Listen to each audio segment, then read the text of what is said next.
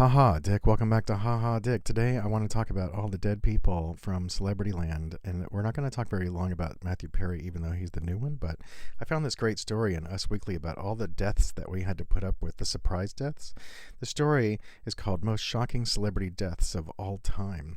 And I thought, oh, you know what? This Matthew Perry moment is a good time to reflect on all the deaths that we've had to put up with. And you know, all these celebrities die, and we all get upset about it, and yet nobody does anything about it. Like, we don't, it's like the weather. Everybody's bitching about the weather, but nobody does anything about it. It's the same with these celebrity deaths.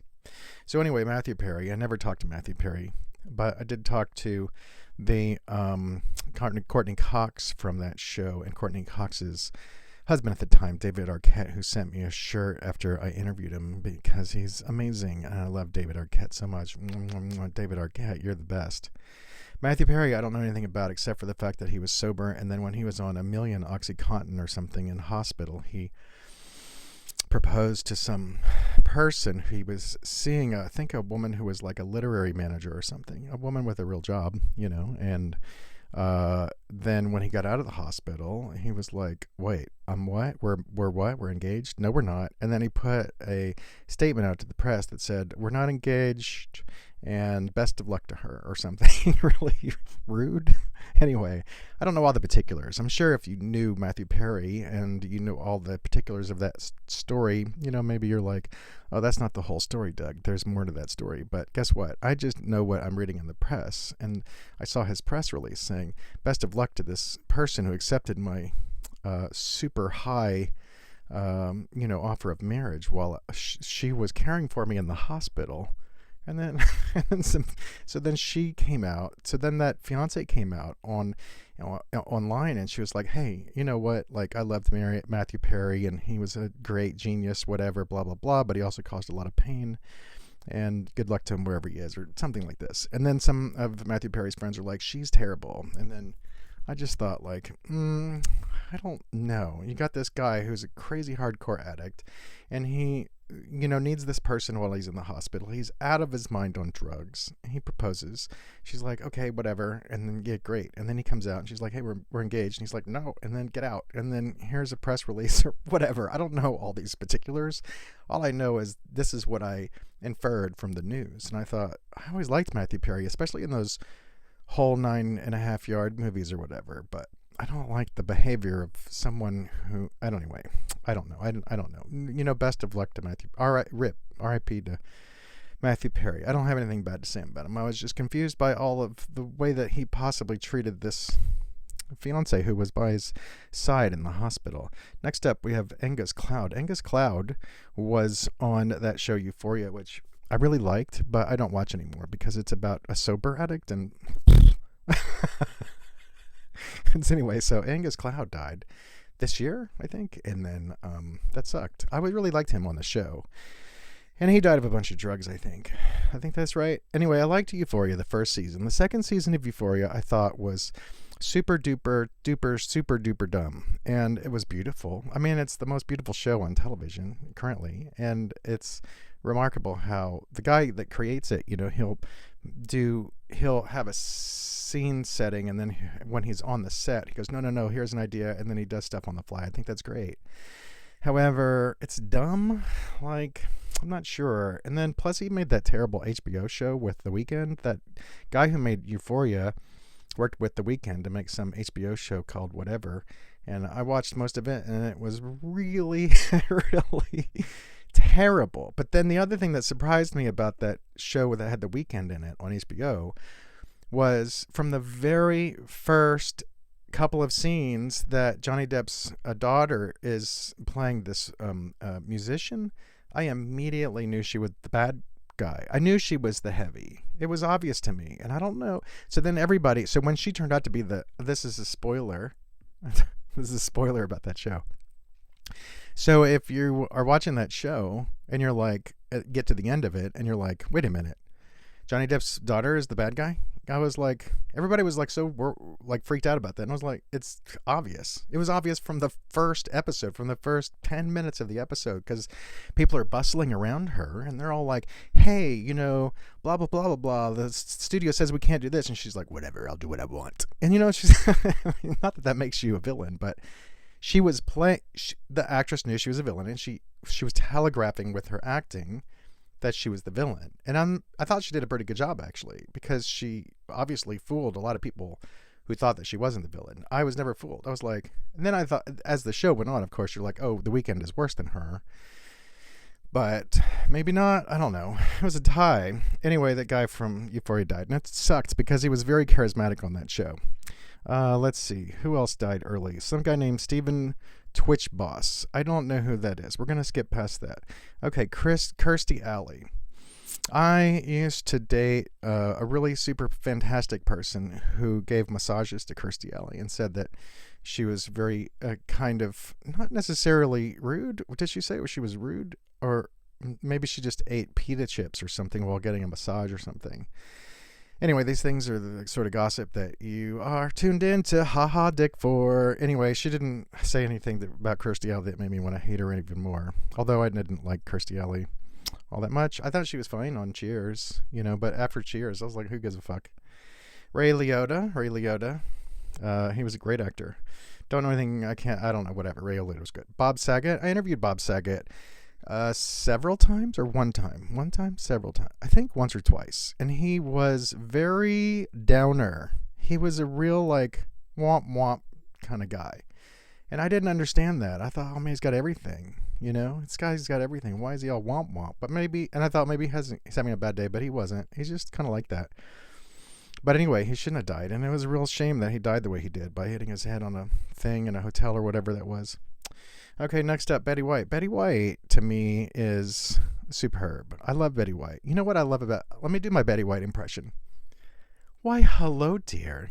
You know, maybe you should try a different kind of conditioner on your hair so you don't look like a fucking whore. That's my Betty White. I mean, it doesn't sound like her, but that's... Her whole thing was, like, smile and say the world's meanest shit. Having been raised in the South... I'm intimately familiar with this method that people do. Betty White was great. I don't think I ever saw anything where I was like, Betty White's doing poorly. She was 100% in everything. I mean, who didn't love Betty White? Like, you know how people are like, oh, Dolly Parton. I like Dolly Parton just fine. But Betty White to me is the better Dolly Parton. No offense to Dolly Parton. Dolly Parton, you're great. You're doing great things. I just like, Betty and I have a thing with each other is spiritually. Next is Willie Garson. He was in a bunch of stuff. I don't know what. I don't remember. Norm MacDonald. I interviewed Norm a bunch. Norm told me that he kept his he would gamble in Vegas and keep his chips in his freezer in LA. He would never turn his chips in because he was such a degenerate gambler. He would just take the chips from the Bellagio or wherever, and he would fly it home to LA, stick them in his freezer, and then the next time he was going to come to Vegas, he would grab the chips out of the freezer and then bring them back. I loved Norm MacDonald. But, you know, he also did a bunch of Fox and Friends bullshit at the end. And a lot of, when I put out some video that said I really loved him. And then some people that I know were like, hey, you know what? He did some bad shit because he was a foxy kind of guy. And I was like, I know, whatever. I know. I get it. Fucking Fox is the enemy.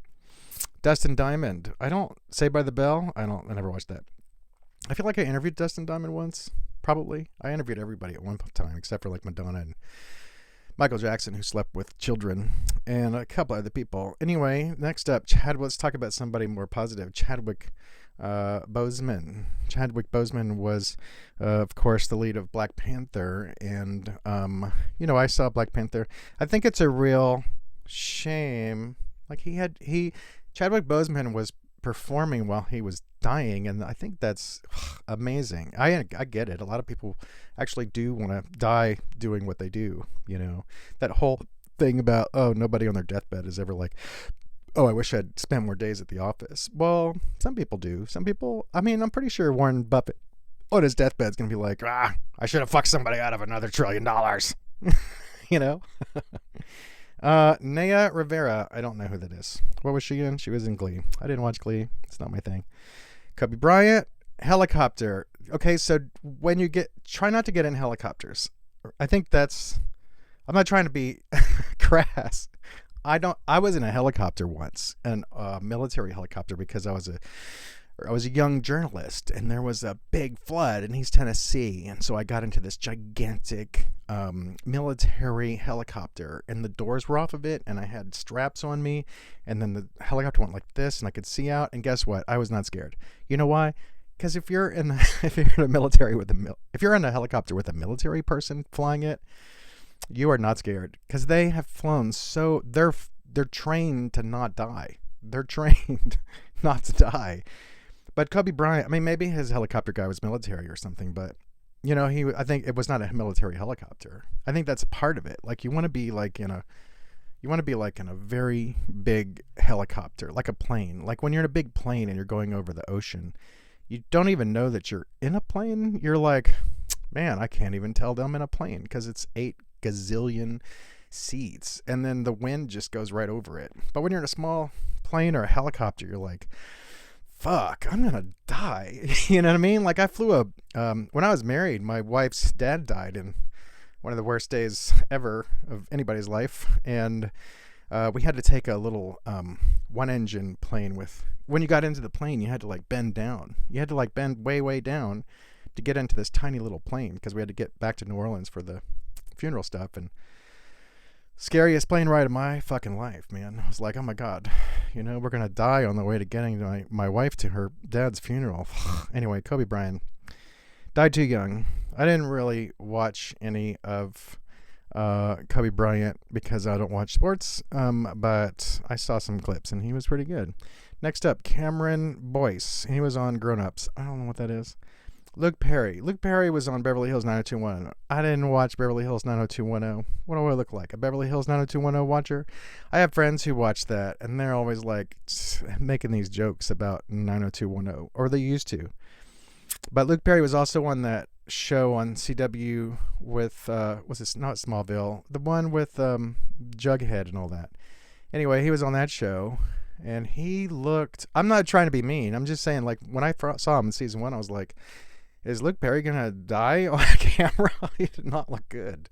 It did not look good. And I'm not saying that with a laugh like, ha ha, he was dying. I'm like laughing instead of crying. I didn't want Luke Perry to die. Luke Perry, I think, had a pretty good word of mouth, I never heard a bad word about him. And he always had a really good demeanor all the ways as a public figure, I think. I mean, you can correct me if I'm wrong. Anyway, so when I saw him on that show with Jughead, I was like, oh, can someone please do an intervention on him to go to, like, I didn't think he was on drugs or something. I just thought, like, he had, like, blockage in his heart. He looked like a guy who had blockage in his heart. And I thought, and I'm not saying that as a joke or anything, so please don't take this the wrong way. Sometimes you look at somebody on TV and you're like, fuck, somebody get that person a doctor. And that's how I felt about Luke Perry. I'm like, somebody get him a doctor. And he's dead. Now, look, sometimes I look like I need a doctor. Mac Miller. Mac Miller was a rapper. I think I was in a club with Mac Miller once here in Vegas, but I don't remember. Anthony Bourdain. I'm not going to talk about suiciders. Kate Spade. Same thing. Nope. Aviici. Man. Oh my God. You know what? I was driving around in Vegas a week or two ago. It's pretty recent. And there was a license plate, and it had the name of his big hit, which was Avicii's big hit. It was called Levels, right? And I saw this license plate, and I went, oh my God, somebody got the Avicii song on their plate. That's a score. You could probably eBay that shit, you know what I mean? To turn it over to someone else or whatever. Mark Salling, he was on Glee. I have no idea what that is. Tom Petty. Someone told me that Tom Petty was... the gossip on Tom Petty. I love Tom Petty. I saw Tom Petty. I reviewed Tom Petty in concert as a concert reviewer. He was great. Just about 4 days ago, I thought, I could listen to some Tom Petty, even though I don't listen to old music. Because I was also listening to some old Eagles, and I thought, you know what? I could go for some Tom Petty too. So I go and I found my favorite Tom Petty songs and put them in a playlist, and I was listening to Tom Petty on repeat the other day. So what I'm about to say about Tom Petty comes from a place of love, because I love, love, love like 9 of his songs at least. I mean, I like a lot of his songs, but I love like Refugee. My God, have you read the lyrics to that fucking song? It's incredible. You don't have to live like a refugee. It's so great. And then the lyrics have this part where he says, I'm going to mess up the lyrics. I always do. But it's like, somebody somewhere must have kicked you around. Who knows? Maybe they tied you up, held you for rands. Something like that. It's such a good line. I mean, as a writer, every time I listen to that line, I'm like, that line is good enough to be in like a Nabokov novel. It's so good. Anyway, I heard Tom Petty was a functioning addict. And then he died. And I think he was best friends with Garry Shandling. Because I saw this thing where Garry Shandling went to his house once, and Garry Shandling was like, "This is my best friend, Tom Petty." And I was like, what the fuck? They're best friends?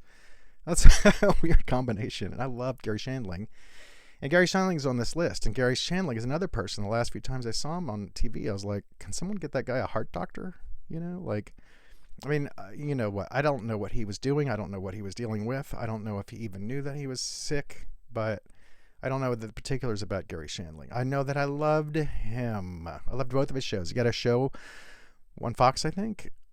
And then that show was great. It was called The Garry Shandling Show. And then, because it went the Garry Shandling, had a like catchy little theme song. And then he did the HBO show, the Larry Sanders Show. That's it. And that show was the best late night thing that ever happened. Chester Bennington from Linkin Park was an unexpected death. I interviewed Linkin Park's Chester Bennington once, and he was in Stone Temple Pilots after Scott Weiland died. And I said to Chester Bennington, I go, what does it feel like to know that you're going to be in the Hall of Fame for 2 different bands, you know, Linkin Park and Stone Temple Pilots? And he was like, you think that Linkin Park's going to be in the Rock and Roll Hall of Fame? And I said, yeah, yeah, Linkin Park, you have 800,000 hits. You know, people travel all over the fucking world to come see you. What the fuck? How do you not know that you're going to be in the Rock and Roll Hall of Fame? He also told me this story about how he had nipple rings. I used to have nipple rings, and Chester Bennington used to have nipple rings. And then I told him, I said, he talked about how he had 11 different piercings in his body at some point. And I go, I used to love my nipple rings, but I took them out. I go, why'd you take yours out? He said he took his out. So he goes, well, Chester Bennington goes, well, I had 11 piercings in my body. And then one day I was taking a shower, and then I go to the shower, and the shower had like a glass door. So I opened the glass door, and I thought I had enough space, and I sidewaysed my way into the shower, and my nipple ring got caught on the door. And the next thing I know, I hear my nipple hit the floor. So the nipple ring ripped out of his nipple, took his nipple with it, and hit the bathroom floor while he was trying to get in the shower. And he goes, and then I took all my piercings out right after that. I'm like, I don't fucking blame you, man. That's a pretty hairy story. I think that's the craziest piercing story I know of. I got rid of my nipple piercings because I loved them. And then I woke up one day and I was like, oh, I'm just done. I don't want these anymore. Chris Cornell, he was in Soundgarden. He's dead. I love his Soundgarden. They had that Black Hole Shine. That was a good song. Christopher Big Black Boykin, of course, he's dead. Florence Henderson. I mean, yeah, she made it to 82. Betty White made it old too. Why are they on this list? I love both of these women, but I'll tell you my funniest thing about Florence Henderson. I never talked to her or anything, but I did watch the Brady Bunch when I was a kid. And then my buddy Ched and I went to Italy for the wedding of our friends Emily and Bob. And when we were there, we went to Florence, Italy. We stopped by Florence. And the only way I could remember the word Florence was to think about Florence Henderson. I would go, we are in, and I would go, Florence Henderson. Are we in Henderson? No, that's in Nevada. We're in Florence. That's a true story. That's how your brain works sometimes. When you can't remember some city's name, you have to use like some. Also dead, Bill Paxton. Bill Paxton was in Titanic and Big Love, but the other thing is everybody knows is he was in Aliens, and he's so great in Aliens, right? Bill Paxton? He's the guy that says game over, dude, right? He was great. What a great actor. I love Big Love. Big Love had a terrible fucking ending where he died of a heart attack in the street. Ugh. Spoilers. Mary Tyler Moore lived to be very old. That's not a surprise. Loved Mary Tyler Moore. I'm just saying that's not a surprise. Alan Thicke made it pretty old. Oh, he's only 69. I guess that's kind of young. That's pretty young these days. Erin Moran from Happy Days. She died at 56. She was Joni from Joni Loves Chachi, and she was on Happy Days and all this, Laverne and Shirley and all this stuff. And I always liked old Joni. Like, I was a kid when she was a kid, and I thought, she was older than me, of course. I didn't ever had a crush on her, though. I don't know why. I thought she was cutesy, but not crushable. But I hope she had a good life. Debbie Reynolds, Carrie Fisher. So Carrie Fisher died at a young age of 60 on a bunch of drugs. And then within like 24 hours, her mom, Debbie Reynolds, died from this thing. There's a Japanese word for when your heart, you die of your heartbreak. And what happens is all the blood pours into some other part of your heart, and it's called bell something. You can look it up. It's pretty fascinating. So you have so much grief that you literally, your blood pours to the wrong part of your heart, and you die from that. As if it's almost like your body's like, you can't live with this much grief. You know what? We're just going to check out. And that's what happened to Debbie, because Debbie was, after Carrie died, Debbie was, saying, according to reports, Debbie was saying like, oh, I don't want to live without Carrie. I don't want to live without Carrie. And then she was dead. It was sad. I interviewed Debbie Reynolds quite a few times and saw her in person. Top 5 performers I've ever seen. She was very funny and sang. She did half singing and half jokes. And so when I saw her, she made jokes about how Elizabeth Taylor had a stinky pussy. I'm not kidding. That was a real joke Debbie Reynolds told on stage to like 1,500 people. Debbie Reynolds was ribald, man. Not bald.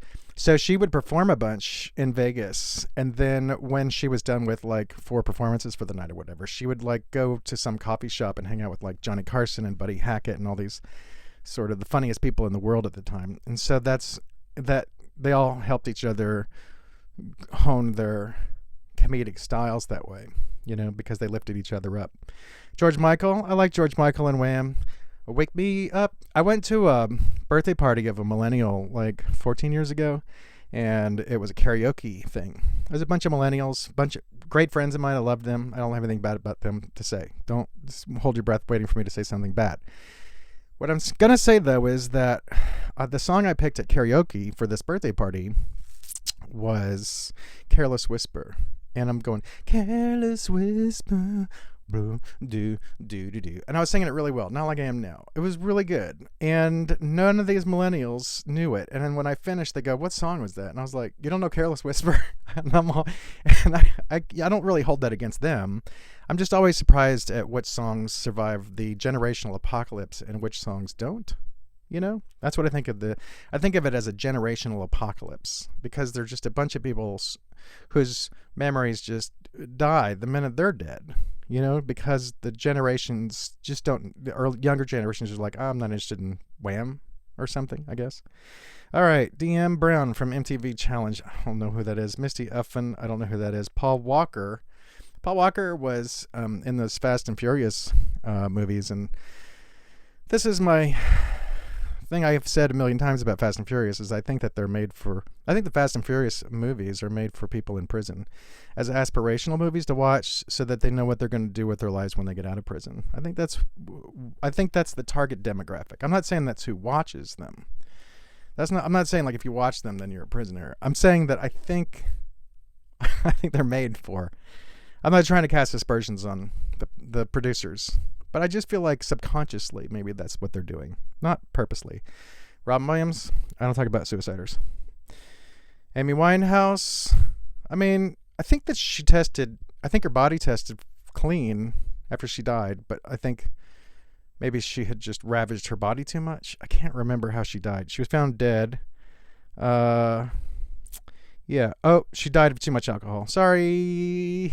She drank herself to death. I've known a few people I thought were going to drink themselves to death. This year I thought about somebody that I thought, I wonder if they're going to drink themselves to death and drive their car off the road into a big giant canyon. I hope not. Corey Monteith. Corey Monteith, it was on Glee. Oh, you know who Corey Monteith was? Corey Monteith was found dead in Vancouver, and I don't know anything about him. Seymour Hoffman, Phillip Seymour Hoffman. Everybody was always like, oh, he's such a great actor.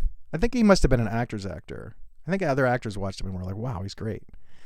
I watched him and I was like, oh, this guy is always acting. I thought he was superb in this movie called Happiness. And he was the one great thing about that movie about the roadies that came out in the 90s, whatever. That movie, Almost Famous. He's really good in that. I thought he was decent in Capote, and I think he won the Oscar for that. I think that he was up and down. Yeah. Phillip Seymour Hoffman was a good actor. I'm not trying to whatever, but he was surrounded by like 4 bags of heroin, and he had kids. I don't approve. Joan Rivers. I interviewed Joan Rivers a bunch. This was not a surprise. It was kind of a surprise because she died under the knife, but she was 81 or 81. So Joan Rivers, she died under the fucking knife. She was getting another cosmetic procedure, and the person that was supposed to be watching her was taking selfies with her and then meanwhile she's dying on the table. I'm only laughing because I think Joan would laugh at that. Joan would be furious, but if it let me tell you something. I interviewed Joan a bunch, and Joan was an ornery cuss. She was an absolute comic genius. Very fast, very clever, just a razor wit, and mean as a fucking snake. I loved her, but she was mean. Like, I was so glad that she wasn't in my daily life. Anybody that would have been like, I mean, I've known people that were mean snakes, and I got them out of my life, you know what I mean? But anyway, it was I think that Joan was great. She died. She shouldn't have died when she did. Michael Jackson slept with little children. I'll talk about him. Heath Ledger. Heath Ledger to me is one of the great overrated actors of my entire life. I thought he was pretty good. He was okay. I think he was okay. I hate those fucking Batman movies with him in it. All those Christopher Nolan movies. Like, I really liked the first couple of Christopher Nolan movies, Following and Croupier. Did he make Croupier? No, not Croupier. Croupier is classic. Of course he didn't make that because he's not good enough to make that Croupier movie. He made, Christopher Nolan made that really good movie, the Backwards Time one. And that was a really good movie. And everything after that, I just go garbage. And then society is like, oh, I just love that Christopher Nolan. He's so great. And I'm like, you know what? Good for you. I'm glad you like him. But anyway, Christopher Nolan's not dead. Heath Ledger's dead. And I don't know. It's not my guy. I thought he was fine. I'm sad that he's dead. But as an actor, I'm like, he was okay. Whitney Houston. I think I only saw her sing one song once or something like that, like an award show that I was covering as a concert reviewer. But the thing is that I was working in a record store when that first record blew up. And so we could choose our own music to put on in the store. It was a family store, so we had a lot of autonomy. And it wasn't like a corporate thing where you have to play Taylor Swift every 4 seconds or something like that. It wasn't like that. We could pick what we wanted. I very frequently picked that first Whitney Houston album because it had like 4 fucking hardcore awesome songs on it, and then the rest of the songs were good-ish, or whatever, and I was just like, wow, this lady can sing. And then she died. Bernie Mac. I think, I am so sad Bernie Mac is dead. I can't tell you. I think he was one of the funniest comedians who ever lived in America that I saw. Like, of all the I've seen a bunch in person, and I've seen, most of the real big comedians and medium-sized comedians on specials on TV and shit. And man, Bernie Mac was just the fucking shit. He was so fucking, he's so friendly looking, and yet, like, I can't. I just love him. Kurt Cobain died. Let me tell you something, man. That first Nirvana album was the most pivotal album of my life. I was Prince's #1 fan. I always had the first ticket sold at his concerts. But then when I heard Nevermind, I was like, oh, this is the band I've been waiting for my whole life, and this is the album I've been waiting for my whole life. And I was like, please, this guy's clearly going to commit suicide at some point. I hope he gets at least 3 records out. And he didn't. He got officially they did. They got the first one out before they were famous, which I don't think is very good. Then they got Nevermind out. Then they got In Utero out. And In Utero is pretty good, but it's not as good as Nevermind. I don't care what you think. You're wrong. And then they did that live thing on MTV, and that was good. But they didn't get at least one more studio album out. Although sometimes when I hear the first big hit from the Foo Fighters, that sounds to me like a song Kurt wrote. And then all the hits that Courtney had on that first big Hole record, those also sound like Kurt Cobain songs. So in my mind, but not in reality, I always feel like he wrote all the best Foo Fighter and Courtney Love Hole songs. Okay, Farrah Fawcett, we're not going to keep doing this forever, but we're getting to near the end because my feet hurt and I want to go get some candy. Farrah Fawcett died. Terrible. When she died, the person I was with was in love with Farrah Fawcett, and she was very upset about it. DJ AM, I don't know. I saw him once. River Phoenix died of drugs and shit or whatever. Anna Nicole Smith. Man, that girl. Anna Nicole Smith, when she first came out, if you go look at like the pictures of Anna Nicole Smith when she was new, you're just like, wow. Can a person really be this pretty? She was so pretty. Same with Pam Anderson. When Pam Anderson first came out, I was like, wow, this girl's amazing looking, you know? And then they both changed. Tupac Shakur, I'm not into Tupac. Steve Irwin was my hero. Steve Irwin saved crocodiles.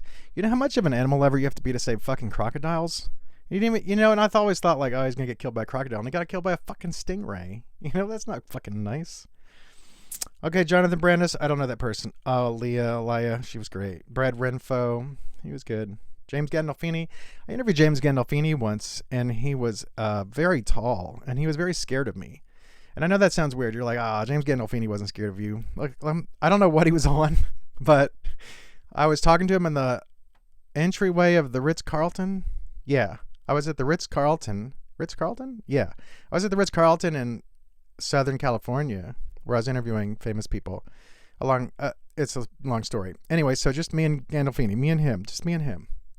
And I got my recorder like this, and I'm recording him. I'm coming at him like this. And he's taller than me, so I'm like this. And I'm like, every time I'm just standing here going like, hey, how's it going? I'm being very nice. I'm not asking any mean questions. I swear to God. I was asking just nice little fluffy questions. And he kept backing up and backing up and backing up. And he was so like, and I thought, is he on acid? I don't think that he was an acid guy. Plus, I'm not trying to cast aspersions on acid. But I think that James Gandolfini was not in his right mind when I was interviewing him. And I don't know, maybe he didn't get enough sleep. Or maybe he did a bunch of drugs. I don't know what his deal was. But he was scared of me, and that was weird. Notorious B.I.G. Not into him.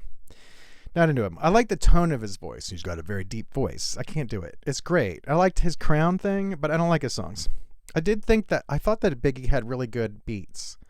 I thought he had good beats.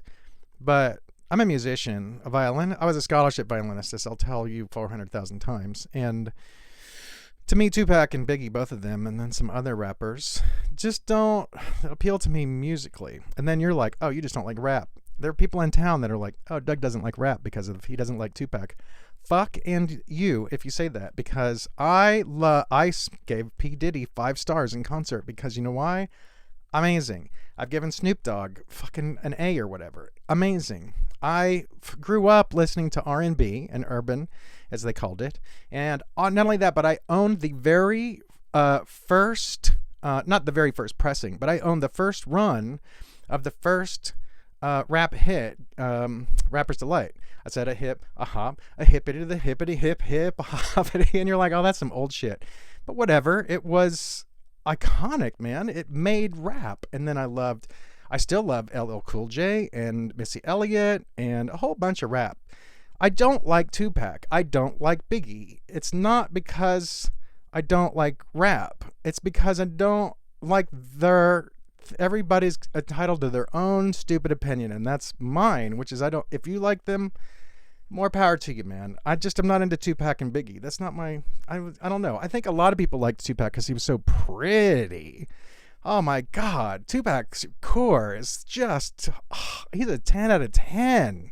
Anybody that wouldn't want to have sex with him is out of their fucking mind. He was absolutely stunning looking man, you know? So I get that part of it. And I get Biggie's tone, his vocal tone. Biggie's vocal tone is awesome. If you had given Biggie a better producer that he would have listened to do like some different kind of stuff, I think that he could have been the greatest of all time just because of the vocal tone. Lisa Left Eye. I don't know much about her singularly, but she was in TLC, and they were like, waterfalls, and I loved TLC. Loved them. Used to drive around and listen to them on the radio, which was this thing that came with cars, and a long time ago, back 4,000 years ago. James Dean, whatever. Tim Russert.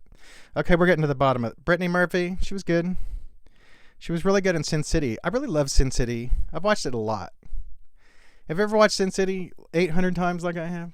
I've even watched Sin City 2 like 8 times. I think Brittany Murphy was really good in that. But my guy, of course, is Clive Owen. Clive Owen is, in my lifetime, the first person I wanted to be as a child was Bugs Bunny. And then the second person I wanted to be was Groucho Marx. And then the third person I wanted to be was Cary Grant. And then I could keep going. But I would say that, you know, at some point, I wanted to be Clive Owen. Like when Clive Owen was in the movie Croupier, if you've not seen that, Jesus, watch that movie. The first 15 minutes, you're like, this is not a big movie. Just keep watching. It's so good. The script is incredible. The acting's amazing. The directing's fine. It's so good. I mean, fine. Like that ass is fine. Like that kind of fine. It's good directing. Anyway, Chris Farley, you know, Phil Hartman. Man, you know, they used to say that Phil Hartman was the best person who was ever on SNL, but now we've got like these couple of women that have been on SNL now for a long time and now off of SNL. I don't keep up with SNL, and I'm not an SNL hater. I can never remember Kate and who's the other one? Anyway, I can't think of their names right now. So I think they're probably maybe better than Phil Hartman, possibly. I don't know. We'll see. I don't know. I think it's a tie at least. Adrian Shelley, I don't know who that is. Brandon Lee, that was, you know, what's his face's son, who was incredible. And then Isaac Hayes, and then Peaches Geldof, and then okay. So this list has descended into people that are. It's sad, you know, but it's no more. Oh, Prince. Look, they got Prince down here at the bottom. Motherfuckers. Prince is the Mozart of our times. Let me tell you something. Stevie Wonder called Prince the Mozart of our times, and he is not wrong. Prince was unbelievable. I can't believe they have the way down the list. Bobby Brown. I interviewed Prince too, by the way, but I'm not going to tell that story because I've told it so many times. China, she was a wrestler. Vanity, who sang, she was in Vanity 6 with Prince. David Bowie's way down this list. Man, I'm very upset with this list. Very upset with this list. How do you have people from Glee ahead fucking David Bowie? Get the fuck out of here. And Prince. I mean, Prince was older. I mean, David Bowie was 69 rather. But the world would not be existing if it weren't for David Bowie. I think. You know how like you're like, oh, you know, like the world only exists because the West won World War II. That's true. It's also because David Bowie existed. With no David Bowie. All right, and they got Garry Shandling way down here on this list. I'm very upset with this list now. Why are they doing this? Natalie Cole. Natalie Cole's dead? Natalie Cole's dead.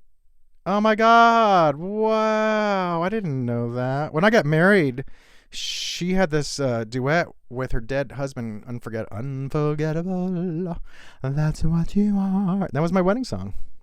Oh, that's the end of the list. Okay. All right. So what did we learn today? We learned that it doesn't pay to die. We learned that it pays to live. We learned that I love everybody all the time, and I'm in love with you, and I just want your face in front of me, and I want us to make out. Blah, blah, blah. I'm just kidding. We learned that the world is a very crazy place, and you should not develop an addiction, and if you do, then try not to. And if you do, then try not to kill yourself, accidentally or on purpose. I'm not trying to be flippant. I'm just saying, if you want to live for a long time, like I want to live to 220 years old, because I figured by then someone will come up with some way to put my brain into a computer, my conscience or something, and then I can live forever, you know? And then I have friends like my friend Chelsea. They're like, oh, you're crazy, and nobody wants to live that long. And I'm like, I love life. I woke up this morning and I was all sad for like a little bit, and then I just started like brushing my teeth and trimming my beard and trimming my hair and doing some work and drinking some coffee, and then I did some work and I felt better. Then I took a break and I felt sad again, and then I thought, oh, you know what makes me feel better all the time is looking at myself in a camera while I record a video podcast talking about my sad feelings. And then as soon as I start doing that, I just look at myself and I go, wow, I'm so beautiful. What do I have to be upset about? I'm so handsome. Anyway, that's it. Haha, duck. Haha. Ha. Let's try again. Haha, dick. I love you very much. I hope you're having a great day. Sorry about the burp. Bye.